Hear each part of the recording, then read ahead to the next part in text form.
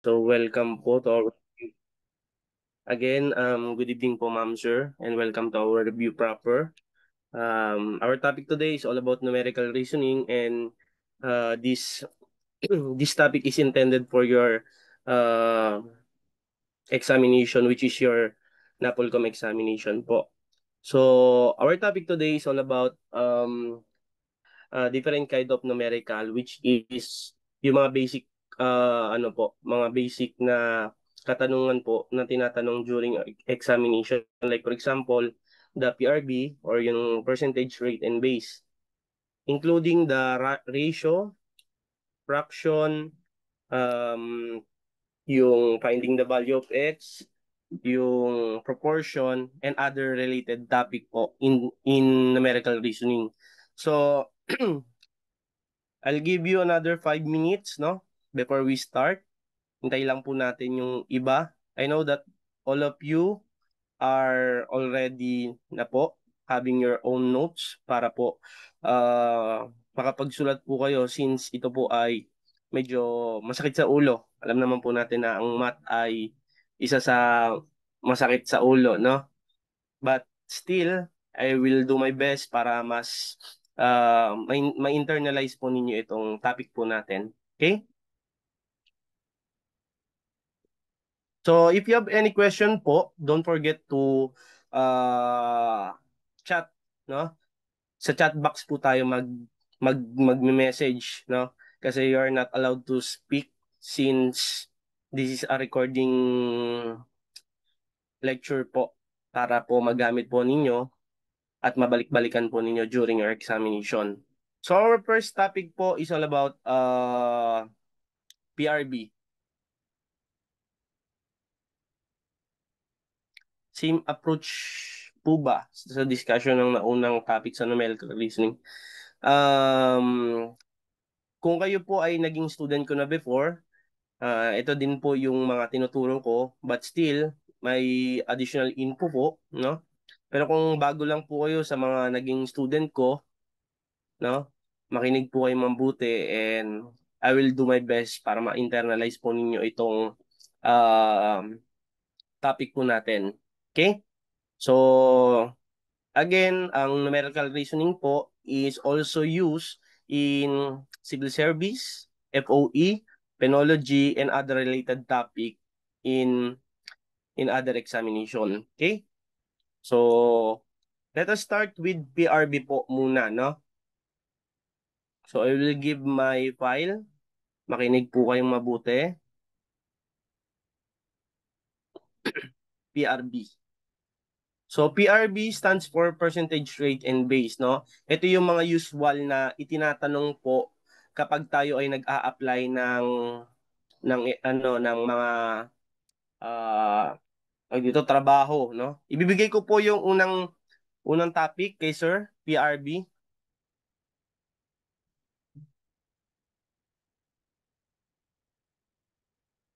So, let us start with PRB po. Okay. So, I will share my screen. Naka-ready na naman po ang ating slides. Ayan. Okay? So, are you ready? Do you have any biogesic, no? Kasi medyo masakit po sa ulo ito. But still, I will do my best para mapa-internalize po sa inyo, no? So, let us start. So, sir, ano po ba yung ibig sabihin ng PRB, no? Pag, pag may question po kayo, don't forget po na tayo po ay mag-comment, no? Mag-comment. I will use the board po para mas makita po ninyo. Okay. By the way, pag may question po wag po kalimutan na mag-comment. Okay? So ito po yung ating PRB. Let us draw using this formula, no? Triangle. Okay? Wag pong kalimutan itong triangle kasi ito po ay isa sa magiging guide po ninyo during your examination. So, draw lang po kayo ng triangle and write PRB. Okay? PRB. So, sir, ano ba yung ibig sabihin ng PRB? No?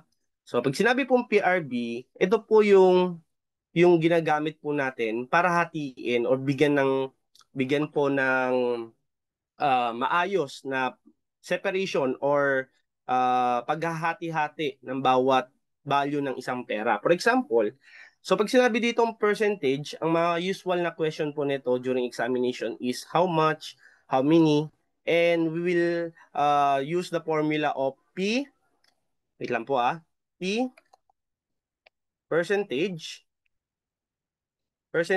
divided by rate, it equals to base. Okay? And also, we use percentage divided by base, it equals to rate. Okay? Now, ito namang nakikita nyo dito sa baba, no? Ito namang nakikita nyo dito sa baba na R&B, we will use the formula of rate multiply by base, it equals to percentage. Okay? So, ano ba yung mga sample question po nito? Ang percentage po, ang usual po na makikita natin dito is always followed by is. Okay? It is always followed by is. Yan. So, ano ba yung mga question na tinatanong dito? Sabi dito, Juliet, ito. Kuha tayo ng question dito sa baba para mas madali yung ano. Yan lang. Ito yung question.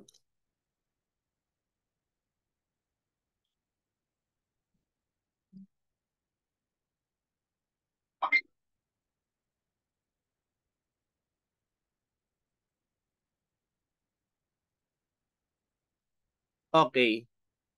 If 25, okay, if 25% of a class of 40 students are girls, how many are there? Yan. So as you can see class, pag may nakita po tayo ditong if, no? If, yan. If 25%, meron na tayo agad formula na, meron na po tayo agad na formula na rate, no? 25%, it is known as rate. While pag nakakita po kayo ng of 40, basta may nakita po kayong followed by of, yan, yan po ay base po natin. Okay? 40 is your base. Now, sabi dito, are girls, how many are there? Ang gagawin po natin dyan, no? 25, 40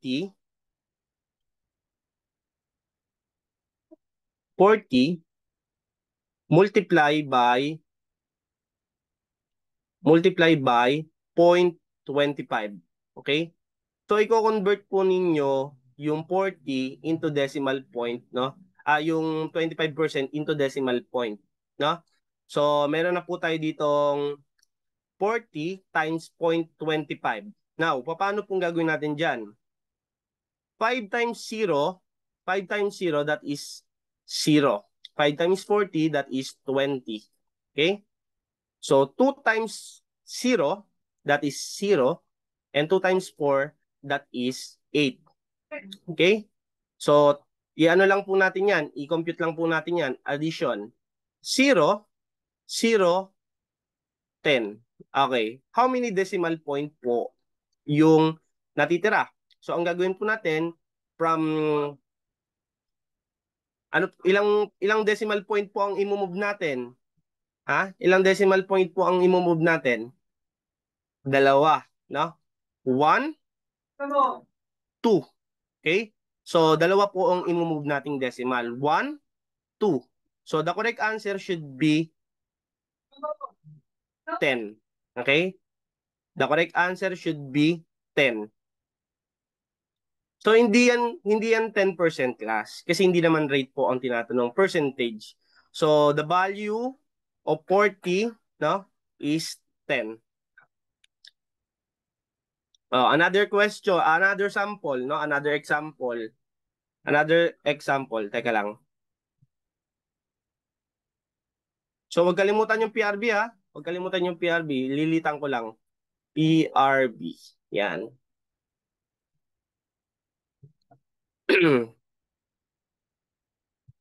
25% of 100 is what is how much? Is how much? Ayan. Yan yung mga tanungan. So, as you can see, we are looking for percentage, no? We are looking for percentage. Why? Kasi meron na po tayo ditong rate. Meron na po tayo ditong rate.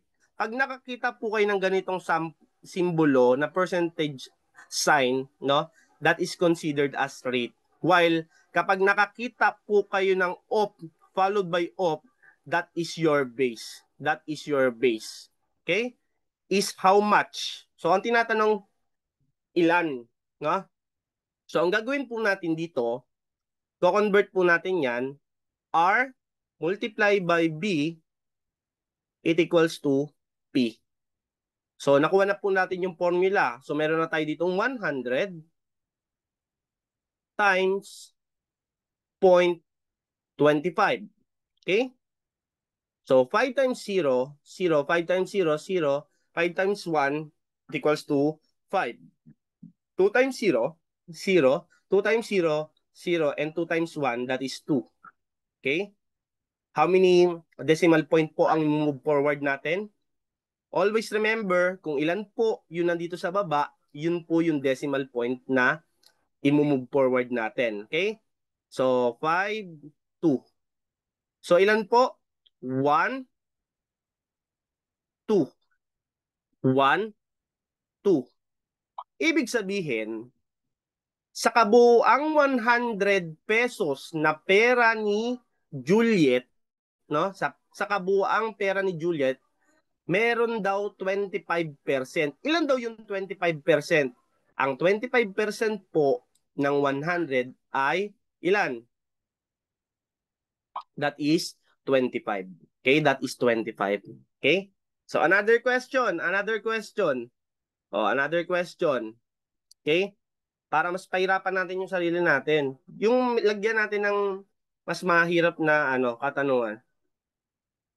Yes po, dadaanan po natin yan. Huwag po kayo mag-alala. Doon po muna tayo sa lahat ng basic. Huwag po muna natin madaliin. Dapat ma-internalize po natin. Siyempre may mga slow learner po, no? So kailangan mas maintindihan po nila yung basic. So dito, sabihin na lang natin 75. 75 of 1,000. Okay? 1,000 is sabihin na lang natin how many. Yan, how many. Ito yung mga tanungan doon eh. How many? How many or how much? Yan. Pero sabihin na lang natin how many. Basta meron niyang meron niyang uh, tanong, no?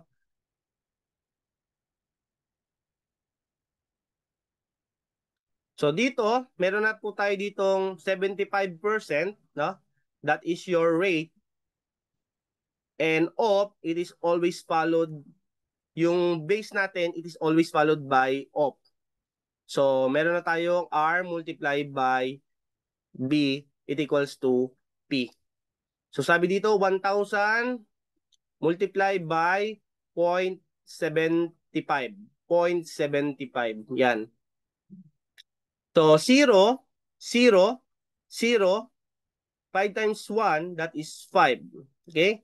7 times 0, 0, 0, 7 times 1, that is 7.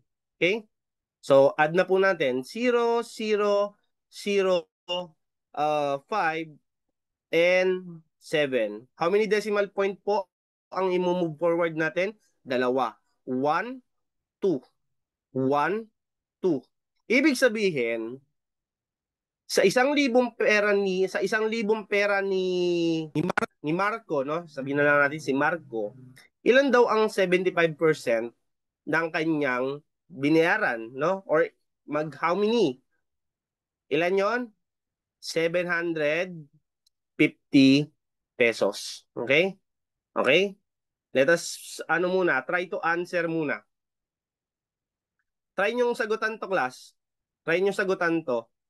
Oh, teka lang ha, magbibigay ako sa inyo ng question.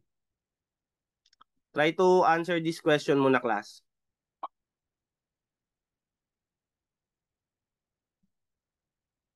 Wait lang, bibigyan ako ng question.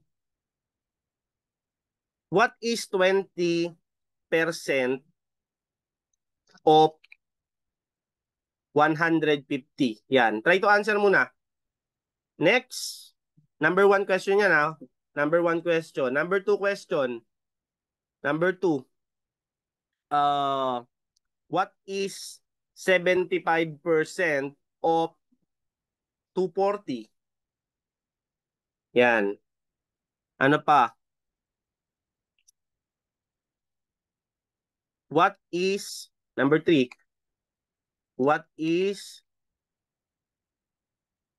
85%? 85% of 120. Number four.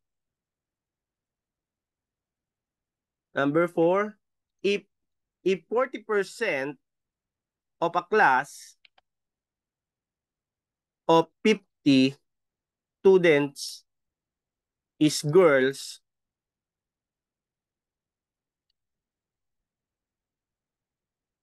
how many is girls?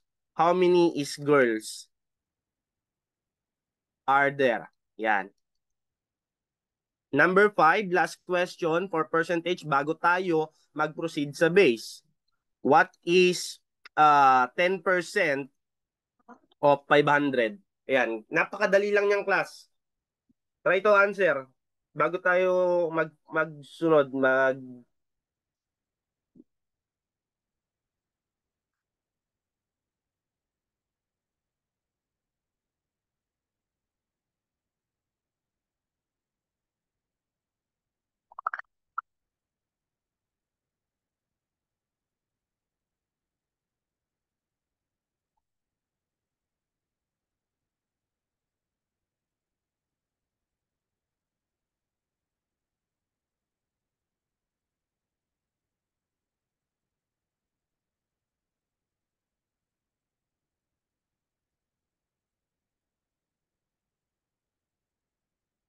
okay na?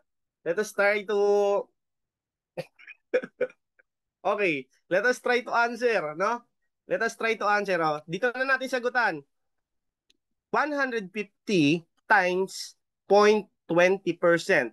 Okay? 150, kailangan pala natin isulat kasi para mas ma-internalize po ninyo. So 150, i-convert po natin yung 0.20 into decimal point, 0.20%. 0.20 pala, no? 0.20. So 0 times 0, 0. 0 times 5, 0. 0 times 1, 0. 2 times 0, 0. 2 times 5, that is 10. Carry 1. 2 times 1, that is 2. Plus 1, that is 3. Okay? So 0, 0, 0, 3. How many decimal point? Dalawa. 1, 2. So the correct answer for number 1 question is 30. So ang hinahanap po dito ay 30. Okay? 30 is the correct answer. Okay? Number 2. Number 2, 240 times 0.75, no? So burahin na po natin 'to. Yan, burahin na po natin 'yan. 240 times 0.75. Okay? 0.75. So 5 times 0, 0, 5 times 4, that is 20. Carry 2, 5 times 2, that is 5. 5 times 2, that is 10 plus 2, that is 12. Okay? 7 times 0, that is 0. 7 times 4, that is 7 times 4, ilan yun? 14 plus 14, 28. Carry 2 again. 7 times 2, 14 plus 2, that is 16. Okay? So, let us add 0, 0, 8 plus 2, that is 10, carry 1, 6 plus 1, 7 plus 1, 8. Bring down 1, ilan? How many decimal point ang imumove? 1, 2. 1, 2. So the correct answer for number 2 question is 180. Okay? The correct answer for number 2 is 180. Yan. Number 2 question is 180. Okay? Number 3. Number 3. Number 3 na po tayo. Number 3. Oh. What is 85% of 120? What is? Class, ganito yan na. Wag po kayo malilito para malaman po ninyo kung ano yung hinahanap dito. Pag what is, pag nakita nyo yung is, percentage ang hinahanap niyan. Kasi meron na tayong rate. At sabi ko nga sa inyo, kapag may nakita kayong of, it is always followed by of, that is considered as your base. So, ang formula niyan, R multiplied by B, it equals to P. Okay. Now, let us try to answer. 120, i-convert nyo lang yung 85% into decimal point. Paano yon? I-convert nyo lang siya. 0.85. Okay? Now, 5 times 0, that is 0. 5 times 2, that is 10. Carry 1. 5 times 1, that is 5 plus 1, that is 6. 8 times 0, that is 0. 8 times 2, that is 16. Carry 1. No? Carry 1. 8 times 1, that is 8 plus 1, that is 9. Now, bring down 0, 0, 6 plus 6, ilan? 12. Carry 1. 9 plus 1, that is 10. So, the correct answer is what? Number 3. What is the correct answer? 102. Ilang decimal point? 1, 2. 1, 2. So, the correct answer should be 102. Okay, very good. No? Nakakasunod. Number 3. Yan, number 3. Number 4 pala, sorry. 102. The correct answer for number 3. 102. Yan. Number 4. Yan, number 4. Class. Sabi ko sa inyo, wag po kayong malilito dyan. No? Wag po tayong malilito. Okay. Number 2, if 40%, class, if 40%, hindi lahat ng if, no? Hindi lahat ng if, ikaw yung gusto. Hindi, joke lang. So, 40%, that is your rate. And of all that, sabi ko nga sa inyo, that is your base. So, ang hinahanap